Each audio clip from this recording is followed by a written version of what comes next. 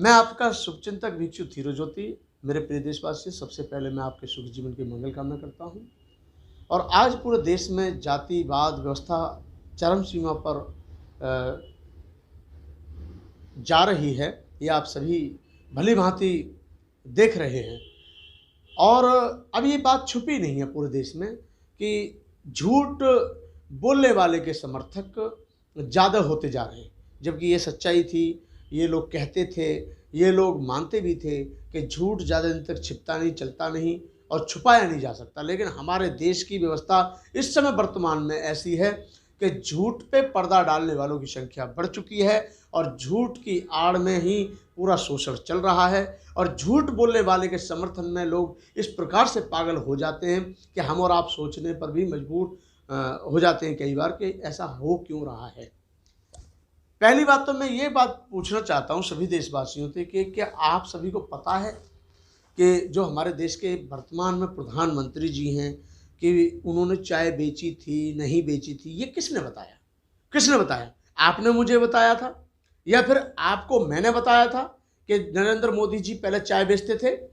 ये स्वयं प्रधानमंत्री नरेंद्र मोदी ने 2014 के चुनावी मुद्दों में ये विशेष मुद्दा बनाया था, सबसे बड़ा मुद्दा बनाया था कि एक देश का प्रधानमंत्री चाय बेचने वाला बनने जा रहा है। और मेरे जैसा व्यक्ति जिसने देश में चाय बेची हो और भारतीय जनता पार्टी का इतना बड़ा उपकार है मेरे ऊपर कि आज मुझे प्रधानमंत्री पद के लिए उम्मीदवार बनाया है।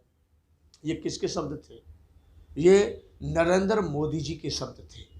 सबसे बड़ा झूठ है या सच, इस पर हम नहीं जाते, लेकिन हम एक बात पर जाना चाहते हैं कि चुनावी मुद्दों में एक मुद्दा और भी बड़ा था और जिस मुद्दे को सब लोग जानते हैं, भली भांति जानते हैं, लेकिन उसको लोग झूठ मानने को तैयार नहीं है।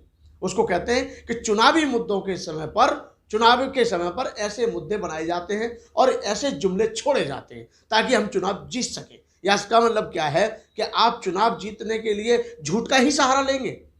आपके कर्म पर आपको विश्वास नहीं है, आपका जो विश्वास है अपने आप पर नहीं है, यानी झूठ पर आधारित है आपका विश्वास।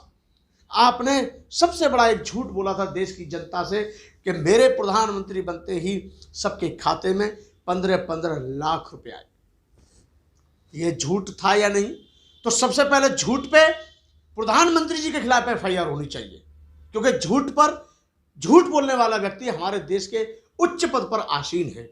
तो मैं ये बात कहना चाहता हूं कि उसको भी, झूठ को हम छुपाने में ही हमारे देश का मीडिया, हमारे देश की जो मूर्ख जनता है, कुछ लोगों समझदारों को छोड़कर, वो भी पर्दा डालने का काम करती है, क्योंकि उन्होंने खुद कहा था कि देश के प्रत्येक नागरिक को 15-15 लाख रुपए मिलेंगे।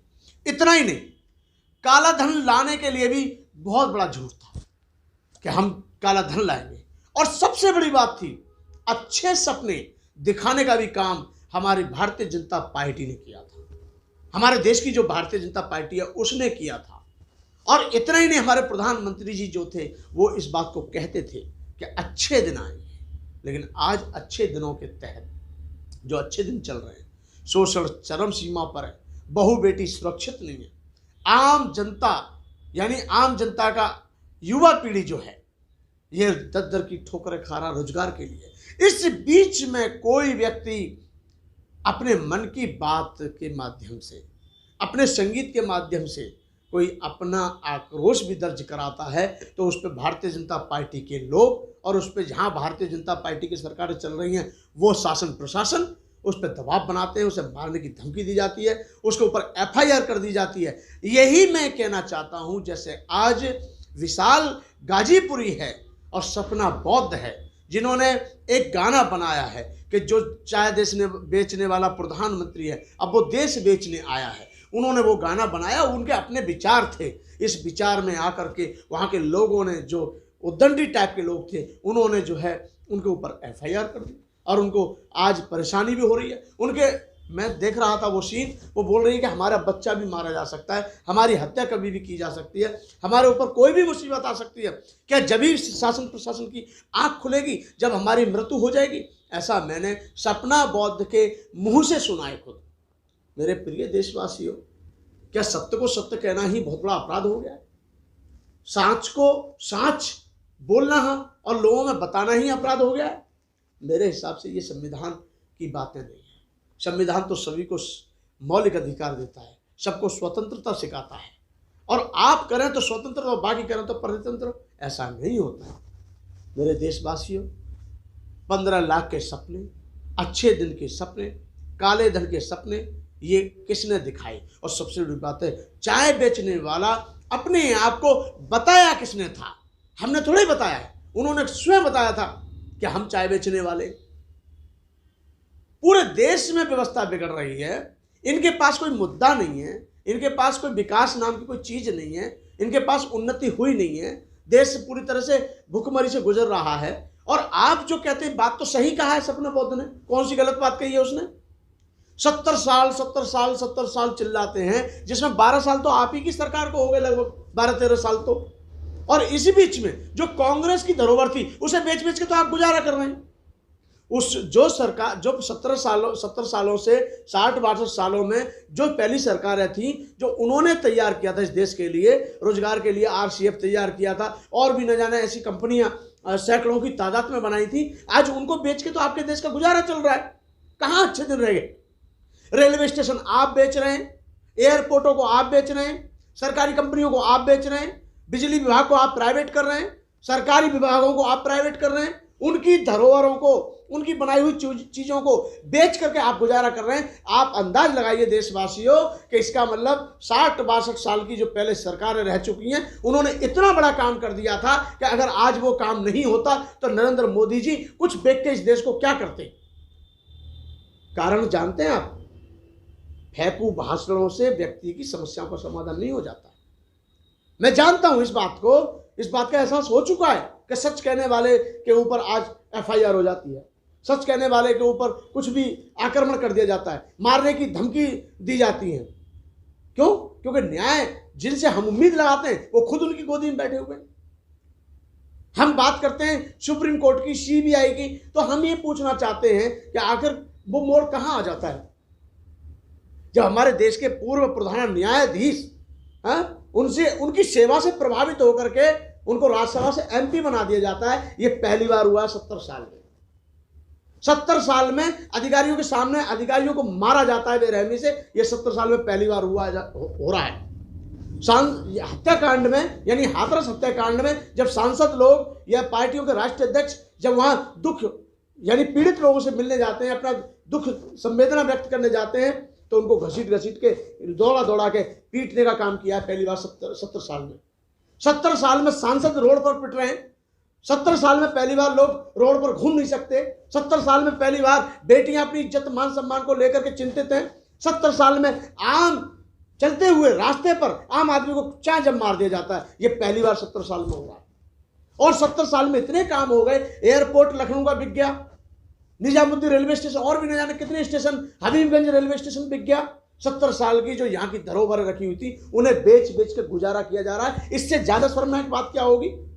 ये 70 साल का रिकॉर्ड बताते हैं ना कि 70 साल, जिसमें 13 साल तो इन्हीं की सरकार को हो गए, और 13 साल आप काट दीजिए तो कितने साल बचे? उतने सालों में जो पहली सरकारें थी, चाहे BP सिंह जी की सरकारें हो, चाहे HD देवगौड़ा की सरकारें हो, चाहे PV नरसिंहा राव की सरकारें हो, और जितनी भी सरकारें क्यों ना हो, उन्होंने देश को रोजगार देने का काम किया, युवा पीढ़ी को रोजगार देने का काम किया, आगामी भविष्य की चिंता करते हुए उन्होंने फैक्ट्रियां लगाने का काम किया, उन्होंने इतने बड़े काम कर दिए कि उसमें व्यक्ति रोजगार पैदा करता था।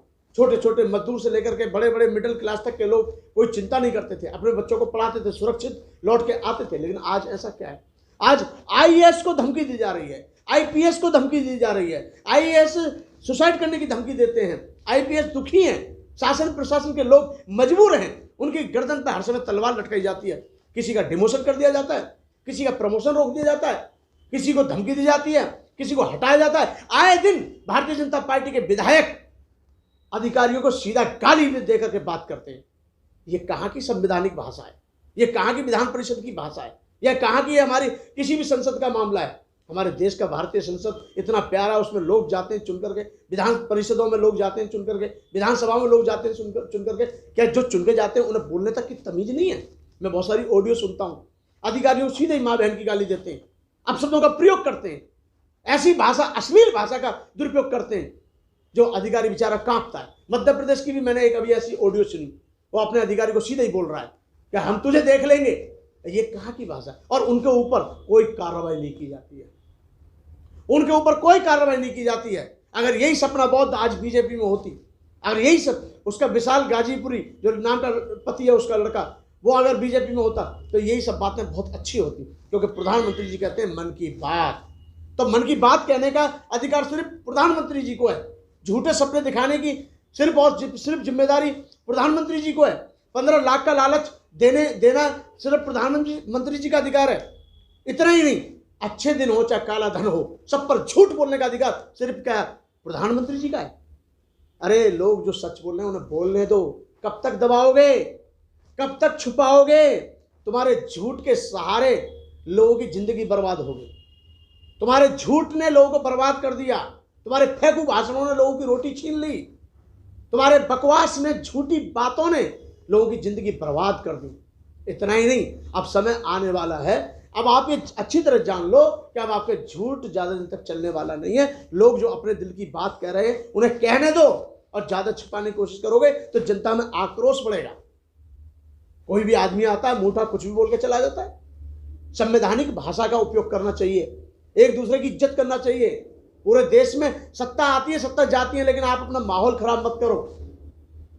मेरे प्रिय देशवासियों, मैं तो यही कहूंगा कि आज जो सपना बौद्ध के ऊपर बीत रही है, जो विशाल गाजीपुरी के ऊपर जो बीत रही है, मैं शासन प्रशासन से सबसे पहले अखिल भारतीय भिक्षु महासंघ का राष्ट्रीय महासचिव होने के नाते मांग करता हूं कि जो उनको पहले तो सुरक्षा प्रदान की जाए, और जिन लोगों ने उनके ऊपर उपद्रव किया है, उपद्रवियों ने, उनके ऊपर भी कार्रवाई की जाए। क्योंकि अपने मन की बात का कोई व्यक्ति बोलने का अधिकार सिद्ध करना चाहता है या बोलना चाहता है तो उसको दबाना हमारा काम नहीं है, उसे बोलने देना चाहिए। छुपाना अच्छा नहीं होता है, उजागर करना अच्छा होता है। मैं सबसे पहले मांग करता हूं कि शासन प्रशासन का कर्तव्य है कि उनको सुरक्षा प्रदान करे। दूसरी बात, जिन लोगों ने उसके ऊपर धमकी दी है, FIR कराई है, मांग की है, मारने पीटने की धमकी दी है, उनकी जांच करके उनको न्याय मिलना चाहिए, और जिन्होंने किया उनको सजा मिलनी चाहिए। आप सभी को जय भीम, जय भारत।